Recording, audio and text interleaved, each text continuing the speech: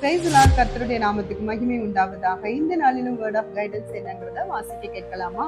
யோவான் எழுதின சுவிசேஷத்துல 13ஆம் அதிகாரம் 1ஆம் வசனத்தினுடைய பின்பகுதியை வாசிக்கிறேன்.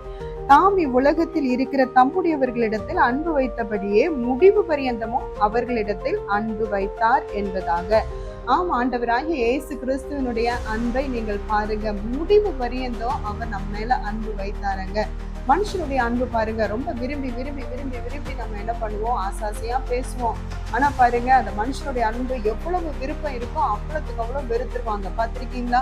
அதே மாதிரி பைபிள்ல கூட ஒரு சம்பவம் இருக்கு. தாவீதுனுடைய பையன் அப்படின்னா விருப்பம் ரொம்ப விரும்பினாரு பாருங்க, ரொம்ப விருப்பத்தோட விரும்பின விருப்பத்தை விட ஒரு பெண்ணு மேல அவ்வளோ வெறுப்பை காட்டினாருங்க.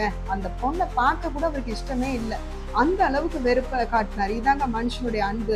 விரும்பினா ஒரேடியா விரும்புறது, வெறுத்தா ஒரேடியா வெறுத்துறது. ஆனா தேவன் பாருங்க, நம்ம எவ்வளவு வெறுத்தாலும் பாருங்க, கர்த்தராகிய இயேசு கிறிஸ்து முடிவு பரியந்தமும் நம்ம மேல அன்பு வைக்கிற ஒரே ஒரு ஆண்டவர் நம்முடைய ஆண்டவராகிய இயேசு கிறிஸ்து தான். இந்த ஆண்டவராகிய இயேசு கிறிஸ்துவை நீங்க விட்டு விலகாதீங்க. நமக்கு கொடுத்த ஒரே வாய்ப்பு இந்த வாழ்க்கையில இயேசு கிறிஸ்துவை ஏற்றுக்கொள்றது தான். அவர் கடைசி வரைக்கும் உங்க மேல அன்பா இருப்பார்.